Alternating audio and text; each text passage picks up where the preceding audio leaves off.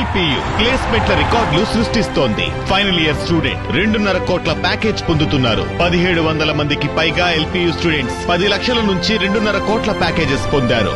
విద్యా విప్లవం ప్రారంభమైంది లవ్లీ ప్రొఫెషనల్ యూనివర్సిటీలో. కేవలం వైఎస్ఆర్సీపీ నాయకులు కార్యకర్తలు మాత్రమే కాదు, సోషల్ మీడియా యాక్టివిస్టులు సైతం రెడ్ బుక్ పైశాచికానికి బలవుతున్నారు. ప్రభుత్వాన్ని ప్రశ్నించేవారు, హామీలపై నిలదీసేవారు ఎవరైనా ఈ దాడులు భరించవలసిందే, అక్రమ కేసులు ఎదుర్కోవాల్సిందే. ఆఖరికి మహిళలు అని కూడా చూడటం లేదు. ఇలాంటి రెడ్ బుక్ బాధితుల్లో social media activist Peddireddy Sudharani ఒకరు. హామీలు ఎప్పుడు అమలు చేస్తారు అని ప్రశ్నించడమే ఆమె చేసిన తప్పు. ప్రజా వ్యతిరేక విధానాలను నిలదీయడమే ఆమె చేసిన నేరం. దీనికే కక్ష కట్టిన కూటమి ప్రభుత్వం ఆమె కుటుంబాన్ని చిన్నాభిన్నం చేసింది. రాష్ట్ర వ్యాప్తంగా ఉన్న అన్ని పోలీస్ స్టేషన్లలో భార్యాభర్తలు ఇద్దరిపై ఒక్కో అక్రమ కేసు నమోదు చేయించి చిత్రహింసలకు గురి చేసింది. రెడ్ బుక్ వేధింపులతో నలిగిపోయిన సుధారాణి కుటుంబం ఇచ్చిన హామీలు అమలు చేయాలంటూ సోషల్ మీడియాలో పోస్టులు. గతేడాది నవంబర్ 4న సుధారాణి, ఆమె భర్త అరెస్ట్. చిన్న పిల్లల్ని కూడా వదలని రెడ్ బుక్ రాక్షసత్వం.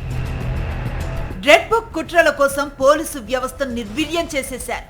ఎంతలా అంటే కేవలం బెదిరించటానికి, అక్రమ కేసులు పెట్టడానికి, వేధించటానికి మాత్రమే ఆ వ్యవస్థను వాడుకుంటున్నారు.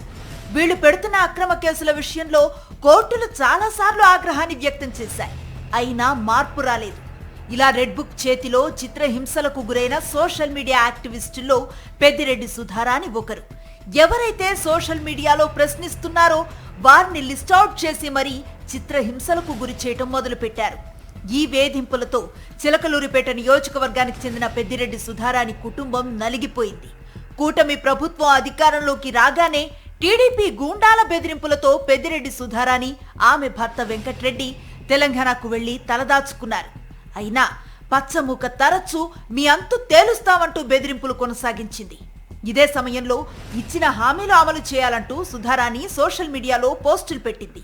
దీంతో పోలీసులు ఆమెపై అక్రమ కేసులు నమోదు చేశారు. గతేడాది నవంబర్ 4న వేములవాడలో సుధారాణి కుటుంబ సభ్యులు రాజరాజేశ్వరి ఆలయానికి వెళ్లారు. ఆ సమాచారం తెలుసుకున్న చిలకలూరిపేట టౌన్ పోలీసులు సివిల్ డ్రెస్ లో వెళ్లి సుధారాణి, ఆమె భర్త వెంకట్రెడ్డితో పాటు 2 పిల్లలను కూడా అదుపులోకి తీసుకున్నారు. ఆఖరికి చిన్న పిల్లల్ని కూడా రెడ్ బుక్ రాక్షసత్వం క్షమించలేదు. రాత్రంతా చిలకలూరిపేట పోలీస్ స్టేషన్ లో సుధారాణి కుటుంబం. నవంబర్ 5న రూరల్ పోలీస్ స్టేషన్ కు తరలింపు. నవంబర్ 5న విచారణ పేరుతో దారుణంగా కొట్టిన పోలీసులు. సుధారాణి తండ్రి హైకోర్టులో హెబియస్ కార్పస్ పిటిషన్ దాఖలు. విచారణ పేరుతో 4 రోజుల పాటు చిత్రహింసలు. చేతిపై ఉన్న గాయాలను మెజిస్ట్రేట్ కు చూపించిన సుధారాణి తెలంగాణ నుంచి చిలకలూరిపేటకు తీసుకొచ్చారు.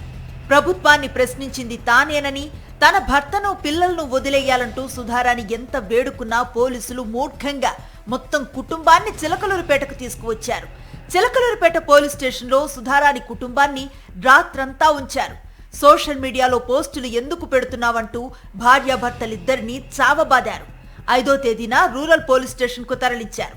పక్కనే ఉన్న పోలీస్ క్వార్టర్స్ లో ఉంచి 6వ తేదీన విచారణ పేరుతో మళ్లీ పిలిచి చావగొట్టారు. అక్కడి నుంచి ఒంగోలు 1 టౌన్ కు తీసుకెళ్లారు. డిఎస్పీ ఆఫీస్ లో విచారణ పేరుతో మరోసారి కొట్టారు. దీంతో సుధారాణి తండ్రి హైకోర్టులో హెబియస్ కార్పస్ పిటిషన్ ను దాఖలు చేశారు. దీంతో భయపడిపోయిన పోలీసులు సుధారాణి, ఆమె భర్త వెంకట్రెడ్డిని గుంటూరు కొత్తపేట పోలీస్ స్టేషన్ కు తీసుకువచ్చి అప్పటికప్పుడు ఒక కేసు నమోదు చేసి కోర్టులో హాజరుపరిచారు. 4 రోజుల పాటు పోలీసులు అక్రమంగా నిర్బంధించి చిత్రహింసలకు గురి చేశారు. అయితే కొత్తపేట పిఎస్ లో నమోదు చేసిన కేసులో సుధారాణిని గుంటూరు కోర్టులో హాజరుపరిచారు. విచారణ పేరుతో 4 రోజుల పాటు పోలీసులు తమను చిత్రహింసలకు గురి చేశారని, చిలకలూరిపేట టౌన్ సిఐ రమేష్ తమను చావబాదారని మెజిస్ట్రేట్ కు చెప్పడంతో పాటు ఆమె చేతిపై ఉన్న గాయాలను చూపించారు. కనీసం తమ పిల్లలను చూపించమన్నా చూపించకుండా పోలీసులు అత్యంత కిరాతకంగా వ్యవహరించారని న్యాయమూర్తి దృష్టికి తీసుకువచ్చారు. పోలీసుల చిత్రహింసలపై భార్యాభర్తల వాంగ్మూలాన్ని రికార్డు చేసిన కోర్టు ఇద్దరికి 14 రోజుల రిమాండ్ విధించింది. నాన్నగారు ఏబిఎస్ కార్పస్ పిటిషన్ వేసిన తర్వాత నన్ను కోర్టులో హాజరుపరిచారు. గుంటూరు కోర్టులో రిమాండ్ ఇచ్చిన తర్వాత అక్కడ 2 రోజులు ఉన్నాను జైల్లో. అక్కడ నుంచి మళ్ళీ తీసుకెళ్లారు శ్రీకాకుళం, వరుసగా నరసరాపేట, చిలకలూరిపేట, మదనపల్లి, ఆదోని, ఇంకా చీరాల, తెనాలి, అలాగా 18 చోట్ల హెల్త్ బాగాలేదని చెప్పినా సరే రిమాండ్ కస్టడీలు వాళ్ళు ఇష్టం వచ్చినట్టు ఎంక్వైరీలు చేసుకుంటారు, వాళ్ళే సైన్ పెట్టుకుంటారు, వాళ్ళే బలవంతంగా సైన్ పెడతారు. ఎవరి పేరు యాడ్ చేస్తారో తెలియదు. A1, A2, A3, A4 అని యాడ్ చేసుకుంటున్నారు. వాళ్ళు ఇష్టం వచ్చిన స్టేట్మెంట్ రాసుకుంటున్నారు, సైన్ పెట్టించుకుంటున్నారు. మమ్మల్ని ఇబ్బంది పెడుతూ అలాగే తిప్పారు. సుధారాణి చేసిన నేరం ఒక్కటే, ఎన్నికల హామీలు ఎప్పుడు అమలు చేస్తారని ప్రశ్నించటం. ఈ రెడ్ బుక్ కక్ష ఒక్క కేసుతో ఆగిపోలేదు. గుంటూరు, కొత్తపేటలో మొదలైన కేసుల పరంపర శ్రీకాకుళం, నర్సరావుపేట, చీరాల, రాజమండ్రి, రావులపాలెం, ఒంగోలు, కర్నూలు, ఆదోని, మదనపల్లె, తెనాలి, గాజువాక ఇలా రాష్ట్ర వ్యాప్తంగా ఉన్న పోలీస్ స్టేషన్స్ లో కేసులు నమోదు చేసి సుధారాణి, ఆమె భర్తను రాష్ట్రమంతా తిప్పుతూనే ఉన్నారు. చీరాల కేసులో అప్పటి వరకు ఇద్దరినీ ఒకే కేసులో చూపించిన పోలీసులు వారిని విడదీసి వేరువేరు కేసుల్లో కోర్టులో హాజరుపరిచారు. భార్యాభర్తలిద్దరూ ఎవరు ఏ జైల్లో ఉన్నారో కూడా ఆ కుటుంబానికి తెలియని పరిస్థితిని తీసుకొచ్చారు. పోలీసుల చిత్రహింసలతో సుధారాణి అనారోగ్యం పాలయ్యింది. భార్యాభర్తలిద్దరూ అన్యాయంగా జైలు పాలు కావడంతో వారి పిల్లలు అనాథలయ్యారు. దాదాపు 50 రోజుల పాటు రిమాండ్ ఖైదీగా ఉన్నారు. ఒక కేసులో బెయిల్ రాగానే సుధారాణి దంపతులు బయటకు రాకుండా మరో కేసులో పీటీ వారెంట్ వేసి ఇంకో కోర్టులో హాజరుపరిచేవారు. ఇలా రాష్ట్రం మొత్తం తిప్పి సుధారాణి దంపతులను చిత్రహింసలకు గురి చేశారు. అసలు అంటే ప్రతి ఎఫ్ఐఆర్ కాపీలో నా భర్త పేరు అయితే లేదు. తర్వాత వాళ్ళ హస్బెండ్ కూడా ఉన్నారని చెప్పేసి వాళ్ళే యాడ్ చేసుకొని మళ్ళీ రెండోసారి మళ్ళీ పీటీ వారెంట్ పెట్టుకొని అతన్ని కూడా తీసుకెళ్ళడం జరిగింది. సపరేట్ తీసుకెళ్ళడం జరుగుతుంది. ఎందుకంటే ఎఫ్ఐఆర్ కాపీలో ప్రతి కాపీలో నా భర్త పేరు ఉండదు కాబట్టి ఏదో ఇరికించాలి, రాయాలి, స్టేట్మెంట్ నేను ఇచ్చినట్టుగా తీసుకొని యాడ్ చేసుకొని ఆయన్ని కూడా 50 రోజులు జైల్లో ఉంచారు.